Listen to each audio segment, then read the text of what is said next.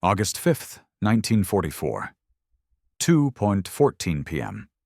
A German Panzer Grenadier squad, 10 men strong, moved through the skeletal remains of what was once a bustling Warsaw street in the Wola district. The summer air was thick and punishing, a choking cocktail of brick dust, cordite, and the sweet, nauseating stench of death that clung to the ruins like a shroud. The temperature hovered near 34 Celsius. Their Feldgrau wool uniforms were heavy, dark patches of sweat staining their backs and under their arms. They were soldiers of the formidable German Wehrmacht, augmented by battle-hardened SS units, an invincible force sent to crush a city's defiant last gasp. Leading their procession was a monster of steel and engineering, a Panzer V Panther tank. Its long 75 mm cannon surveyed the landscape with arrogant menace, its hull a fortress of sloped armor. The tank commander, a cocky Oberleutnant from Hamburg, peered from the open cupola, his face a mask of contemptuous boredom. This was supposed to be a simple police action, a swift and brutal suppression of Polish partisans. The operation, they were told, would be over in a week. They were confident. They were loud.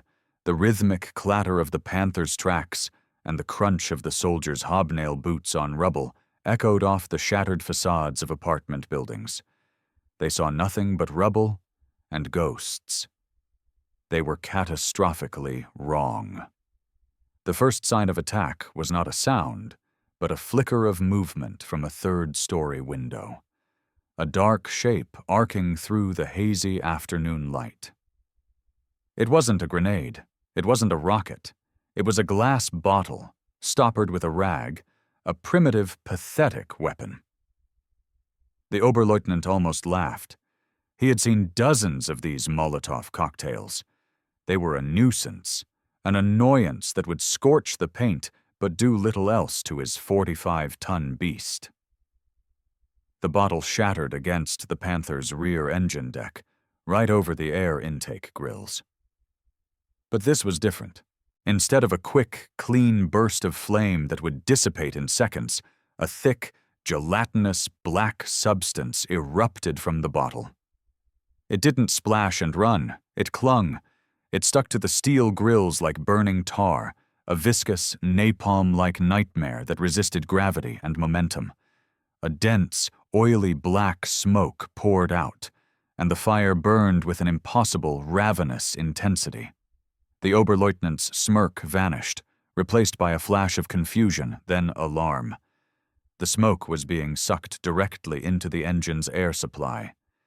He heard a sickening cough from the Maybach engine, a mechanical gasp for clean air.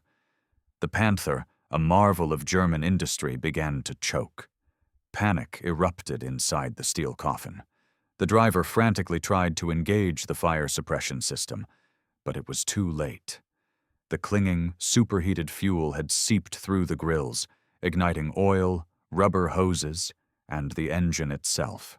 A muffled whump from within the engine bay was followed by a geyser of black smoke from the exhausts. The tank lurched to a halt, its powerful heart suffocated. The Oberleutnant screamed orders, but his voice was drowned out by a second sound, a sharp crack from a captured Mauser rifle. The lead grenadier, who had turned to stare at the dying tank, crumpled to the ground. Then another crack. A corporal pointing towards the window fell backward. The infantry squad, their armored shield now a smoking death trap, broke formation. They dove for cover behind piles of debris, but the ruins offered no sanctuary. It was a kill zone. From windows and shattered doorways, members of the Polish Home Army, the Armia Krajowa, opened fire. The fight was short and brutal. The tank crew, desperate to escape the roasting interior, threw open their hatches and bailed out, only to be cut down by a hail of bullets from a Sten submachine gun. In less than 5 minutes, the entire German squad and the 5-man tank crew were dead. The Panther sat silently, a plume of greasy smoke rising from its engine deck like a funeral pyre. When a German relief force finally secured the street hours later, Their report made no sense. The tank's main armor was unscratched. There was no evidence of a conventional anti-tank weapon. It had been killed by a single, perfectly placed firebomb, but one of a type they had never encountered. It was the work of a phantom, a sewer rat, a ghost in the ruins who had somehow turned their greatest strength into a fatal vulnerability. What those soldiers didn't know, what the entire German high command in Warsaw was about to learn, was that this ghost was not a supernatural entity. He was a 22-year-old architecture student, a man so unassuming, so quiet, his comrades barely knew his name. A man who had just declared a one-man war against the armored might of the Third Reich. And he was doing it with a trick so simple, so horrifyingly logical, it would change the rules of urban warfare. This is the story of Stefan Grotowski and the simple, forgotten modifications that made him the most effective tank hunter of the Warsaw Uprising. To understand how a single student could terrorize an army, you first have to understand the city and its hopeless, heroic fight. It was a war that should have been impossible, a true David versus Goliath. On August 1, 1944, as the Soviet Red Army approached the Vistula River on the eastern edge of Warsaw, the Polish underground leadership gave the order. Operation Tempest was a go. The Armia Krajowa, AK, the largest resistance army in occupied Europe, rose up to liberate their own capital. They fought to free Warsaw on their own terms, to establish a sovereign Polish government before Stalin could install his own communist puppets. It was a gamble of staggering proportions, a desperate bid for freedom played against the cynical backdrop of great power politics. The numbers weren't just a mismatch, they were an absurdity. The Polish Home Army began the uprising with roughly 40,000 fighters, but only a fraction were armed. They possessed rifles, a few hundred machine guns, and a handful of British-supplied Piat anti-tank launchers. Their primary weapons were homemade grenades and courage. Pouring in to crush them was the full might of the German war machine. Under the command of the ruthless SS Obergruppenführer Erich von dem Bach-Zelewski, the Germans deployed battle-hardened Wehrmacht units, heavy artillery, Luftwaffe Stuka dive bombers, and some of the most feared armored divisions on the Eastern Front. They unleashed the infamous SS Sturmbrigade Durlwanger and the Kaminsky Brigade, penal units composed of criminals and collaborators who would commit some of the worst atrocities of the war in the coming weeks. The world watched, but did nothing. The Red Army, having urged the Poles to rise up, sat idly on the other side of the river, waiting for the Germans to liquidate the independent-minded Home Army for them.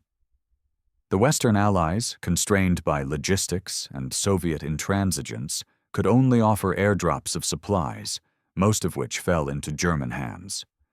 Warsaw was alone. The German commanders were certain of a quick victory. They had tanks, aircraft, and a doctrine of overwhelming force. But they had made the same mistake every invader makes. They looked at the numbers on a map and not the map itself. They were not fighting in the open plains of Russia. They were fighting in a city of 1 million people, a city that was 90% behind the uprising. And they were fighting an enemy that had a word for their national spirit. Waleczność, a kind of fierce, unyielding valor, a cold determination forged through centuries of occupation. The Poles knew they couldn't win a conventional war. They couldn't stop the Panzers with rifles, so they wouldn't fight a conventional war. They would not meet the Germans tank for tank. They would let the tanks enter the narrow city streets, channel them into canyons of brick and steel, and then attack them from above and below. Polish insurgents, boys and girls as young as 12, would appear from third-story windows and sewer manholes. They would drop grenades on the thin top armor of tanks. They would erect hundreds of barricades, turning entire districts into fortresses. They called this tactic fighting from the ruins.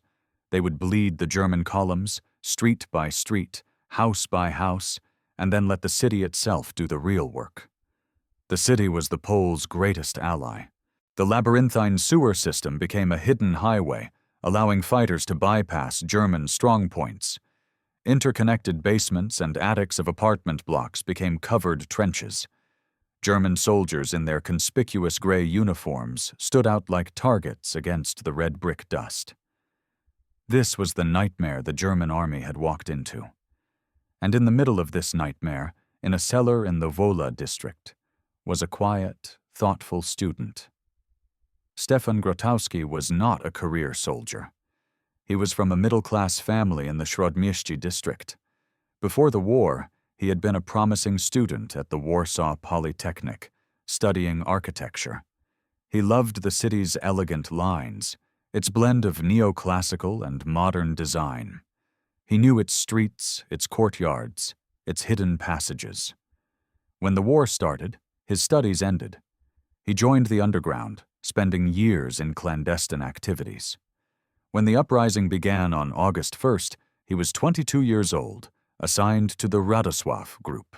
He looked at the German invaders pouring into his homeland, setting his beloved city ablaze, and he felt that Woleczność. But he also had a skill. He wasn't just a brave fighter, he understood the physics of structures, the chemistry of materials. He understood his city in a way the invaders never could. When he was issued his weapon, it was a captured German Kar 98K rifle and 3 homemade Sidolovka grenades. He was also shown a crate of Molotov cocktails, beer bottles filled with a simple mixture of gasoline and kerosene. His commanding officer, a battle-scarred veteran of the 1939 campaign named Lieutenant Nosak, saw the grim reality. He knew these weapons would be all but useless against the Panthers and Tigers the Germans were deploying. Nowak offered Stefan something else, a rare, precious Piat, a British-made, spring-loaded anti-tank weapon. The Piat fired a shaped-charge bomb capable of penetrating tank armor. It was the best anti-tank weapon the uprising had. Every squad leader, every seasoned fighter, wanted a Piat. Stefan Grotowski refused it. This was his first illegal modification, his first break from doctrine. To his superiors, it looked like madness. To Stefan, it was simple logic. This was his piano wire tensioner. The problem wasn't a lack of firepower. The problem was the enemy's own simple modification.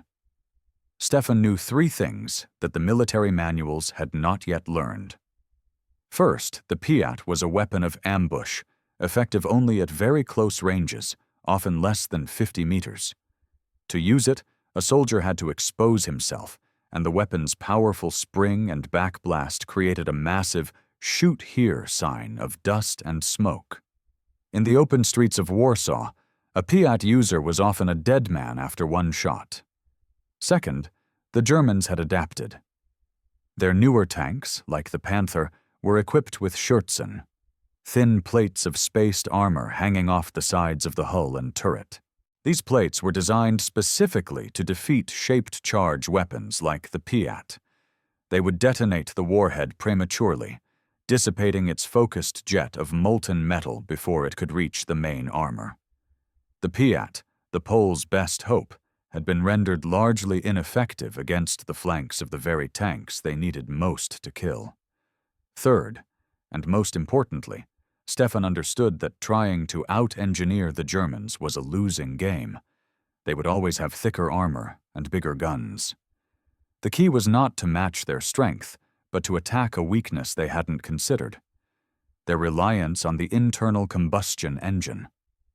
A tank, for all its power, was just a metal box wrapped around a fragile, air-breathing engine. Choke the engine and you kill the tank. Stefan kept his simple bottles. He knew his kill zone was not the tank's thick frontal armor, but the vulnerable grills and vision slits. He didn't need a bigger explosion. He just needed a smarter fire. But that was only his first trick. The others were even simpler and even more brilliant. The home army was learning. Their fighters were being cut down trying to get close to the Panzers. They looked for 2 things. The first was a direct line of sight to throw their grenades or Molotovs.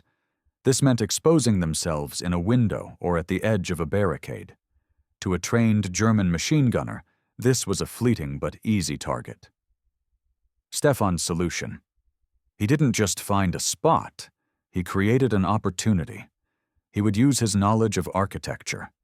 Instead of a window, he would use a sledgehammer to knock a small, fist-sized hole in an apartment wall, several feet away from any existing window. He would wait in the darkness of the room.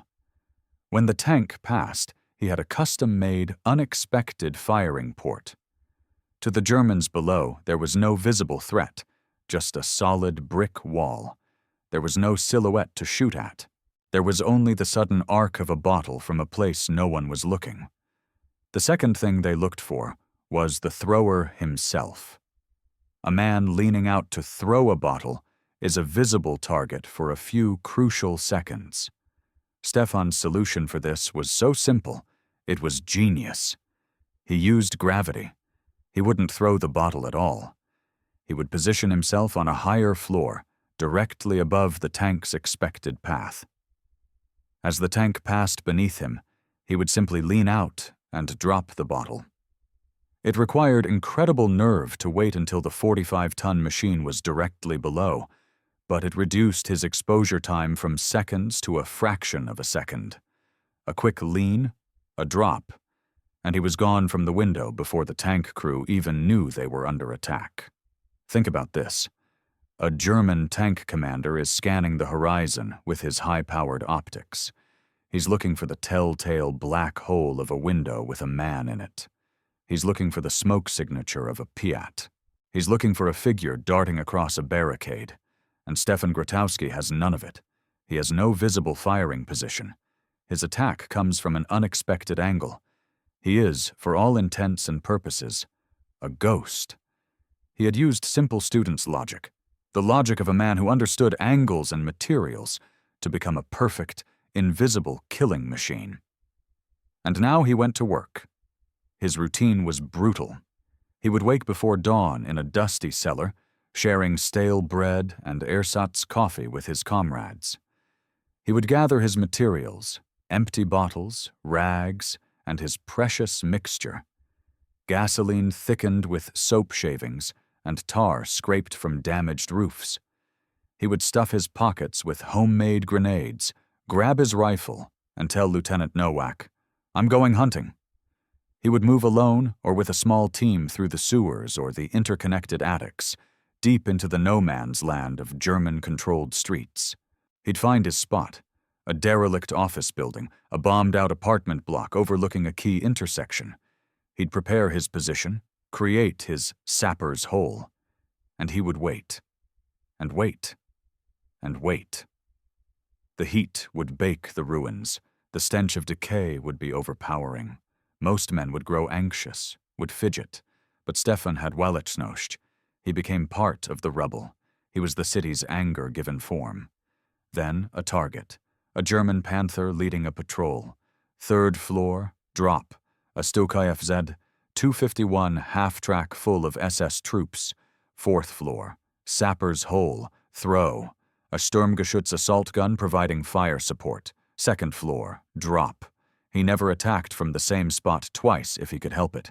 He'd kill, then use his knowledge of the city's secret passages to move 3 blocks away, find a new spot, and kill again. The Germans would blast the old position with cannon fire, turning rubble into dust, killing nothing but ghosts.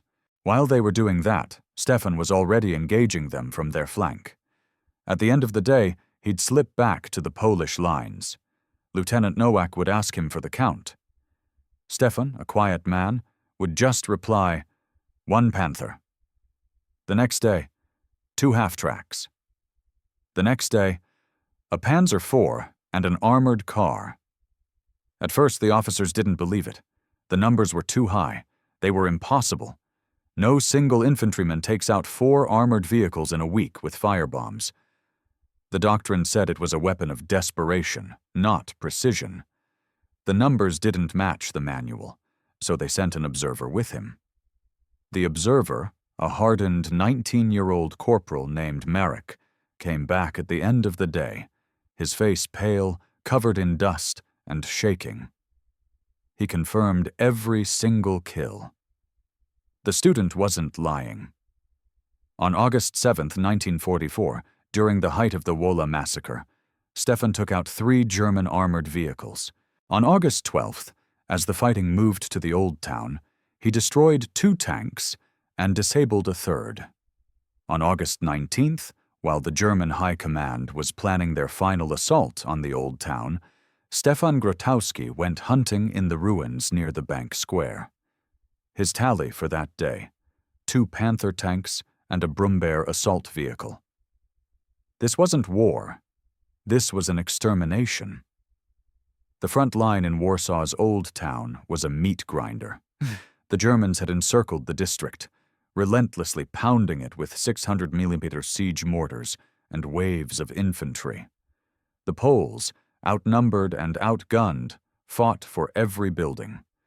General Rheinefarth threw waves of men and tanks at the Polish lines. They were cut down by machine guns, blown up in ambushes, and they were being hunted by the ghost. Morale in the German armored units began to fray. It's one thing to be killed by an anti-tank gun. It's another thing to be killed by an enemy you can see. But to be hunted by something invisible, to have your invincible machine choked to death by a simple bottle of burning jelly, it broke their minds. Tank crews refused to advance down narrow streets. Commanders refused to leave their hatches open.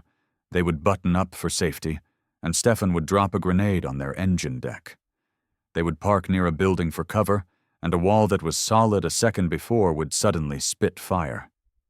He wasn't just a tank killer. He was a psychological weapon. He had single-handedly created no-go zones across the Old Town. Entire armored assaults were being blunted by one man and his modified bottles. This is the moment the story pivots. The problem had become too big for the frontline officers to hide. The reports of a Feuerteufel, a fire devil, went all the way up to von dem Bach-Zelewski's headquarters. Stalin's generals may have been humiliated in Finland, but the German generals were being humiliated in a city they were supposed to have crushed in days. Their mighty blitzkrieg doctrine, their superior tanks, and their ruthless SS units were being held at bay by a few thousand starving Poles, and, according to the terrified reports, by one single unkillable demon. The Wehrmacht would not tolerate this. Simo Heiha's modifications became famous among the Finns, but Stefan Grotowski's modifications remained a secret, a technique passed by whispers in the cellars. The Poles called him the Panzerny Duch, the armored ghost, and the Germans, they just wanted him dead. The order came down from German command. Forget the front line. Forget strategic objectives. The #1 priority in the Old Town sector was to find and kill this Polish tank hunter. They stopped sending single tanks down streets. It was a waste of armor. Instead, they assembled their best. First, they sent in their own urban combat specialists, Jagdkommandos, elite SS squads trained in anti-partisan warfare, men who had honed their skills in the ruins of Stalingrad, men armed with automatic weapons and flamethrowers. Stefan hunted them. They would use a building as a strong point, and Stefan, moving through the sewers, would emerge behind them, kill the officers with his rifle, and vanish back into the darkness. It didn't work. The problem was getting worse. So they escalated. If infantry couldn't kill him, they would use brute force. They started a new tactic. Anytime a tank was hit by a firebomb, the entire city block would be systematically leveled by heavy artillery and Stuka dive bombers. Hundreds of shells and bombs fired at one suspected position. Stefan was caught in this. One day, his position in the ruins of St. John's Archcathedral was hit by a dozen 250-kilo bombs. The ancient walls around him were shredded. The ground was turned to black mush. When the bombing stopped, Lieutenant Nowak wrote him off as dead. An hour later, Stefan emerged from a crypt beneath the cathedral, covered in the dust of centuries, his uniform torn. He had a few shrapnel wounds. He just nodded to Nowak and said, "They were loud today. Then he went back out. The German command was now obsessed. They were desperate. This one student, this 5.6 ghost, was laughing at their technology, at their numbers, at their power. He had outsmarted their best soldiers. He had survived their artillery and their bombs. They had to try something new. In late August 1944, as the battle for the Old Town reached its savage climax, the German command assembled a special anti-tank hunter platoon. Not one squad, not a team, a platoon. 40 of their best SS stormtroopers, supported by machine gunners and snipers, given one single mission: hunt the fire devil. Do not come back until he is dead. The German army, with its vast resources, was now officially hunting one single man. They were no longer trying to win the battle for the Old Town. They were trying to win this battle. The hunter had become the hunted. A platoon of elite German killers moved into the ruins of the Old Town, looking for one student. What they didn't know was that they weren't hunting a man. They were hunting a ghost. And this ghost was about to hunt them back. The SS platoon moved into the rubble just after dawn. 40 of the Reich's best, supported by MG-42 machine guns. They were hunters given a single target. They moved in tactical formation, leapfrogging from cover to cover, their snipers scanning the upper floors of skeletal buildings. They were looking for a man. Stefan was looking for targets.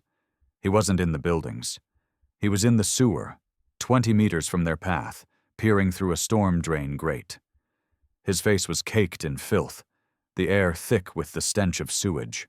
He had been waiting for them for 3 hours. He watched them come. He saw their confidence, their professional movements, and he saw their heavy, clumsy boots crushing the debris. They were loud. Stefan waited. He let the first 20 men pass. He let the machine gun team set up in a crater. He wasn't aiming for a man. He was aiming for their plan. He had spent the previous night not preparing firebombs, but C4 charges salvaged from an Allied airdrop. His target was a massive, precariously balanced section of a 5-story apartment building that was looming over the street the Germans were using. The SS Hauptsturmführer leading the platoon gave a hand signal. The rear element moved up. That was the moment. Stefan twisted the wires of the detonator. The sound was a deafening roar that dwarfed the sound of battle. Thousands of tons of brick and concrete collapsed into the street. It was not a precise attack. It was an avalanche. The entire rear half of the German platoon was simply gone, buried under tons of rubble. The survivors, stunned and deafened, were thrown into chaos. They thought it was artillery. They dove for cover, firing blindly into the ruins. They were shooting at a ghost. While they were firing, Stefan was already gone. He didn't run. He moved through the sewer. Silently, using his knowledge of the underground map, he moved 200 meters to their flank, to a pre-prepared position in a cellar he had stalked the day before. He waited. The SS officer, thinking the danger had passed, motioned for his men to consolidate their position. Cautiously, they moved forward. From a cellar window just above street level, Stefan threw his first bottle. It wasn't aimed at a tank. It was aimed at the MG-42 team. The clinging fire engulfed the gunner and his assistant. Their screams were horrifying. Panic. The platoon had no rear guard, and now no heavy machine gun. The remaining men were trapped. They didn't know where the next attack would come from. They were being hunted from below. One by one, they hunkered down as dusk fell. They were trapped in a labyrinth of death.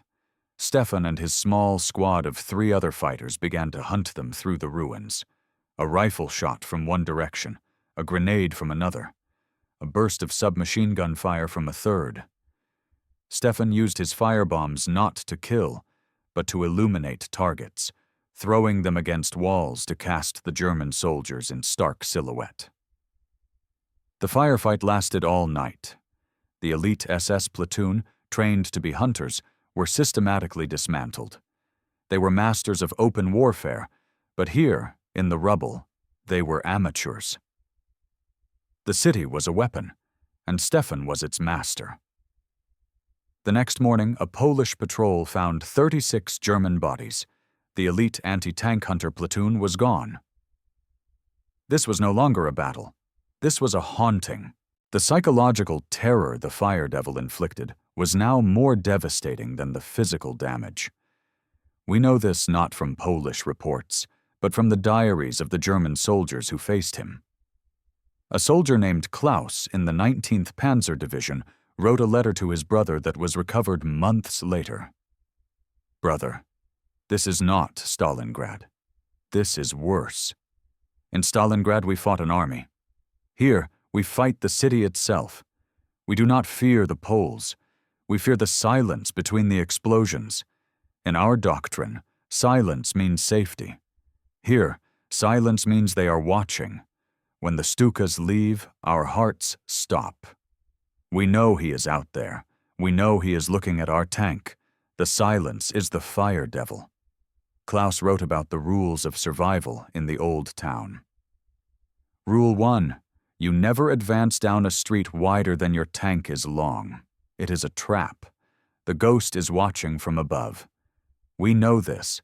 We choose to stay in the open squares and get hit by their mortars instead. Rule 2. You never stop moving. An immobile tank is a coffin. The ghost is watching the engine deck. He is waiting for you to get comfortable. He is waiting for you to stop. We leave our engines running until they are out of fuel. Or we die. Rule 3. You never travel in a column, but you never travel alone. Both are death. Brother, I am not afraid of dying. I am afraid of burning alive. This was the ripple effect of Stefan's small tricks. His use of a simple thickening agent, his architectural knowledge to create firing ports, his use of gravity. These weren't just tactics, they were psychological torture. He had systematically removed every sign that a human being was hunting them. He had become an invisible, elemental force of the city's rage itself. He was the rubble. He was the silence. He was the Fire Devil. The German command was now in a state of total panic. Their elite stormtroopers had failed. Their anti-tank hunter platoon had been annihilated. Their Stuka bombardments had failed. Their frontline soldiers were on the verge of refusing orders. The entire assault on the Old Town, a vital strategic objective, was being held at a standstill, not by the Polish army, but by the legend of one single student. Von dem Bach-Zaleski had one last desperate option. If you cannot kill the man with precision, you kill everything with brute force. The order was given. Total annihilation. The German army was no longer aiming at anything.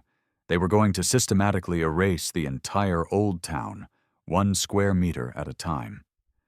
They brought in their heaviest guns, siege mortars that fired 1-ton shells, flame-throwing tanks, and remote-controlled Goliath demolition vehicles. They stopped waiting for Polish attacks. They just fired and bombed all day, all night. They turned the historic old town of Warsaw into a black, splintered moonscape. Stefan Grotowski kept hunting. The shelling made it harder, but it also made it easier. The sound of the constant explosions masked his movements. He moved through the craters, a ghost in a shattered landscape. His tally kept climbing. 20 tanks, 25, 30. By early September 1944, after 30 days of fighting, Stefan Grotowski's unofficial confirmed kill count of armored vehicles was 38. 38 tanks, assault guns, and armored personnel carriers. That's an entire armored company killed by one man with glass bottles, and that number doesn't include the dozens of soldiers he killed with his rifle and grenades. He was, without any doubt, the most effective soldier in Warsaw. The Polish High Command recognized this. They promoted him from corporal to second lieutenant. It was one of the fastest battlefield promotions of the uprising. They gave him a precious captured MP-40 submachine gun. He was a hero of the underground, a living legend, and the German army just wanted him gone. September 28, 1944, the 59th day of the uprising. The old town had fallen. The Poles were now making their last stand in the city center, Śródmieście. The Germans were launching their final, desperate, all-out offensive. Stefan was in position, as he was every day. But this was not a quiet hunt. This was a full-scale battle. He was firing his MP40 as fast as he could, reloading, firing again. He had already killed a German machine gun team that morning. The Germans knew roughly where he was. They had been pounding his sector all morning with mortars. And in the middle of that chaos, a Luftwaffe pilot got lucky. We will never know his name. We will never know if he was aiming for Stefan's building or if it was just a random bombing run in a massive battle. But this pilot didn't drop a standard bomb. He dropped a 500 Kyoto fragmentation bomb. Stefan Grotowski was preparing to drop a firebomb on a passing Sturmgeschütz, and the entire world erupted in fire and noise. The bomb hit the building next to his. The impact was catastrophic. Stefan didn't feel pain. He just felt a crushing weight, and then cold. His vision went black. His mouth was suddenly full of brick dust and blood. He tried to breathe, and he couldn't. The blast wave had collapsed the entire 5-story building he was in. He was buried alive under tons of brick and steel.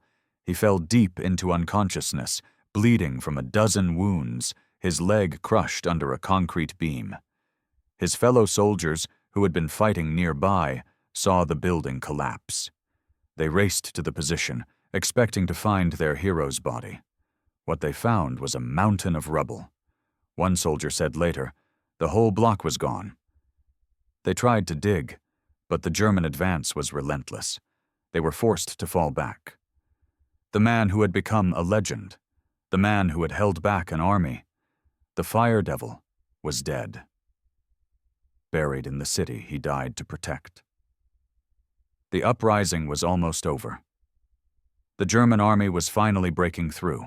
But for Stefan, a new war, a battle inside his own shattered body, was just beginning.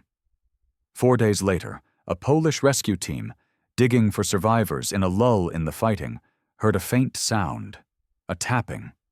They dug frantically for hours. Deep within the rubble, they found a small void. Inside, pinned by a steel girder, was a man. His leg was shattered. Half his head was covered in dried blood. But he was alive. His name was Stefan Grotowski, and he was not dead. He had woken up in his own tomb. His Waleczność, his grit, was intact. He was rushed to a makeshift cellar hospital. The uprising ended just days later, on October 2nd, 1944. Stefan was unconscious for the surrender. He was unconscious when the guns finally fell silent over Warsaw, a city that, despite the cost, never truly broke. The Warsaw Uprising was over. On paper, the Poles had lost. They were forced to surrender.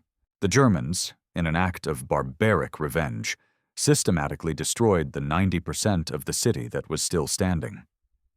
The Red Army, which had watched the entire 63-day ordeal from across the river, finally liberated a city of ghosts and ruins months later. They had suffered over 200,000 civilian casualties, but they had fought the German army to a standstill for 2 months, longer than some entire countries had lasted. And they had been terrorized, paralyzed, and psychologically broken by countless heroes, personified by the legend of 156, student with a modified bottle. This is the real ripple effect. This is the piano wire that changed the perception of urban warfare. Because the German command wasn't the only one watching. Armies around the world studied the lessons of Warsaw. They saw an army with total technological superiority be bled white by a determined, intelligent, and adaptive insurgency. The terror that Stefan Grotowski had inflicted with his simple trick of sticky fire and architectural knowledge helped write the modern manual on urban combat. It proved that a city could be turned into a weapon, that even the mightiest tank was vulnerable, and that the will of the people could be a more powerful force than steel. But while history was changing, Stefan Grotowski was in a hospital fighting his own war. His injuries were severe. He went through a dozen separate, agonizing surgeries in a German POW hospital. They saved his leg, but he would walk with a limp for the rest of his life. He was in the hospital for a year. When he was finally liberated and returned to Warsaw in 1945, he was a different man. He was scarred, physically and emotionally. The Fire Devil now carried the mark of the war on his own body. But he was a hero, or he should have been. Unlike Simo Häyhä, who was celebrated by his nation, Stefan's heroism became a dangerous secret. The new Soviet-backed communist regime in Poland viewed the veterans of the Home Army not as heroes, but as political threats, as enemies of the state. To have fought for an independent Poland was now a crime. His actions were too big to acknowledge. So what happens to a man who was the deadliest tank hunter in the world when the war is over, and his own liberators are now his jailers? What happens to the ghost when the city is gone? Stefan Grotowski didn't get a medal. He didn't write a book. He didn't ask for fame. He did what the student in him always knew how to do. He went home. He returned to the ruins of his beloved Warsaw. His family was gone, killed during the uprising. The city he knew was a ghost. He spent the next 50 years doing exactly what he had set out to do before the war. He became an architect. He dedicated his life to rebuilding the city he had fought to save. His skill, his waleczność, his understanding of the city's bones, it never left him. He was a quiet man, a humble man. He rarely spoke of the war. His heroism was a secret he carried in silence, a heavy burden in the new Poland. In 1998, after the fall of communism, a young historian found him living in a small apartment in a block he had helped design. The historian asked him how he became the Fire Devil. He just shrugged. When asked if he felt remorse for the men he killed, his reply was pure, cold architect's logic. He said, "I was a part of the city's immune system, trying to fight off a disease. You do what you have to do." The journalist asked him the secret to his success. What made him so good? Stefan, then 76 years old, gave a one-word answer. Improvisation. Simo Häyhä had his iron sights.